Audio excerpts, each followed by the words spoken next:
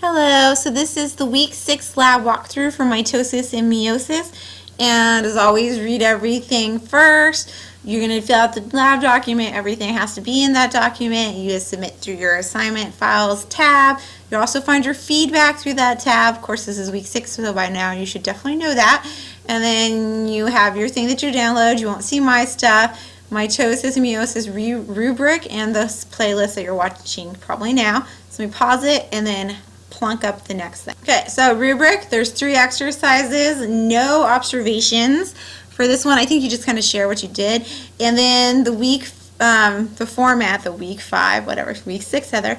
The complete sentences, grammar, the lab summary, all that stuff is all in there. So let me pause it and open up the lab. Okay, this is one of my favorite labs to grade because it's right in my wheelhouse and not a whole bunch of random stuff. So very, very nice.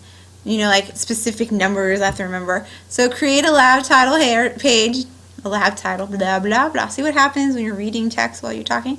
Okay, so your title, your name, course number, date, and then also on the bottom is my name optionally. Okay, so then we go down here. So observations, there's none. Woohoo! Okay, you're going to draw what you see. Now you're going to need the stages of interphase, prophase, metaphase, anaphase, and telophase. You're going to label the parts of the cell you can identify. Don't just label the chromosomes in one. Label them in all. If you see the cellular membrane in every one, it needs to be labeled in every one. So label, label, label, label. You know, some people like to say like, oh, here's like the spindle or something. Here's the cytoplasm in one phase, and then never do it again. It has to be in all, and make sure you do the whole IPMAT system. So interphase, prophase, metaphase, anaphase, and telophase. Okay, and that it looks like an animal phase. And just draw it, stick it in, whatever works. Okay, and then you're gonna have the whole like, it is unlikely you'll see all of these. Why? So then we're gonna do the same thing. I should give you 3 here. There you go. I like giving you 3 when there's a thing. It just gives you more space. So now you're going to do the same thing, but with plants, right? Yes, plants on the root tips, right? So interphase, prophase, metaphase, anaphase, telophase. And now you're going to have the same thing. You have all this stuff, and you're going to label everything you see, right? And this is such as, so you can do other stuff too if you see it. And then again, why is it unlikely that you'll see everything? So then it says for both the whitefish onion and the onion, there's 2 number of chromosomes C, right? So make sure you put the 2 number, so not the N, it's going to be twice of that, and stick it in here. If you're not really sure, because there's a good chance you won't be able to see the chromosomes too clearly in your microscopes, feel free to do a Google image search to see what it should be around. Don't give me a range, give me the number that you saw. Thank you. So what's the purpose of mitosis? What's another commonly used word for mitosis? What's a blastula?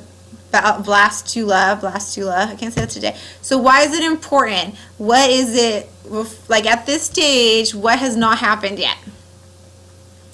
I'm giving you like an eyeball that, once again, you can't see. What are the differences in mitotic processes between animal and plant cells? So what's different? What's changing? Do one for each at least. Why might there be more meiotic division of an onion root tip than other areas of the plant? I would Google this to see why you might need more. Okay, and then you start with 2 N, the nuclear cell splits. How many N do you have? And then in mitosis, the chromosome number, is it the same, or half? So you put it X wherever. Now we're doing meiosis. Which organ, the ovary or the testes, contains the greater number of gametes, so it has more eggs or sperm? And what's the reason for this? Why would you need more of one than the other? Does one hang around, wait for the other? Does one cost more resources? You know, what's going on? Then we're simulating meiosis. So first we're talking about mitosis because we're going to compare and contrast, right? So what does mitosis accomplish? When and where does mitosis occur? What does meiosis accomplish? What do you produce with meiosis? When and where does it occur? So when and where? It does not occur to create the fetus, right? Is it happening before or after that? When and where? How do these two processes differ? So what's the biggest difference that you can think of?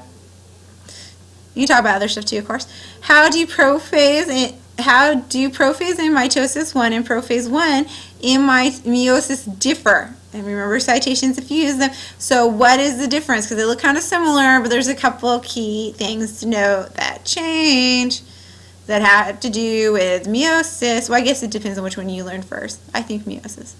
Does meiosis occur anywhere else in the body besides the gonads? Gonads refers to testes and ovaries. Or, yeah, that works, testes and ovaries. I was thinking of other terminology, but that is all slang for the same spots, right? How does meiosis confer advantages to an organism when compared to asexual reproduction, such as budding? Make sure to discuss meiosis and asexual reproduction. So you say how they differ. You'll say like meiosis is better because blah blah blah, while in asex blah blah blah happens, right? You'll find I am horribly good at abbreviating everything. I still have a hard time writing out chromosomes. When I abbreviate them, I call them exomes. And so like when I do your guys' notes, which are very hard to always call them chromosomes, with sex and sexually and asexually, you just get sex and asex. You can figure it out. How might crossing over be good? How might crossing over be bad? So think about what it can lead to, what it can lead to. And remember, it's crossing over in the cell, so it's before sperm and egg meet, right? It's to create the sperm or the egg. Crossing over can also occur during mitosis, where chromosomes exchange segments. So mitosis occurs everywhere but in the body, as you've talked about, right? So but where? And so if one of those places had mitosis, this is not after you have a fertilized egg, this is other places in your body where mitosis occurs. What would be the effect of having crossing over there versus in meiosis, right? So meiosis leads to what? Mitosis leads to what? And where would it be better? What would happen? And then we have a lab summary. And in this one, you're going to have references. So, references. Isn't this nice and short? It's a lot of thinking for you guys because you're not genetics people who did developmental, evolution as their masters. But for me, it's really nice and quick, and I like this lab. But when you do this lab, just be aware in your little heads that in week 7, we have 2 labs, right? So don't think all the labs are going to be this quick.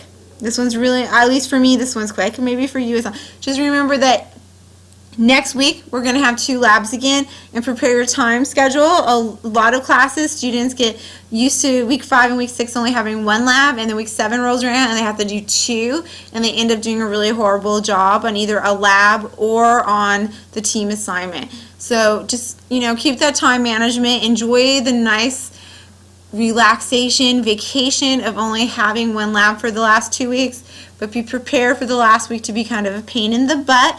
Nicely in week 7, you do only have that brochure, which you would think would take less time because it's shorter, and yet somehow, because it's a brochure, it's more terrifying. So just enjoy this week, be prepared for time management next week, and as always, start early. It is always better to start early and have stuff done so you can get it in for a draft review by noon on the due day than to have to stress out and try to do it all at right before midnight, right? So I hope this helps.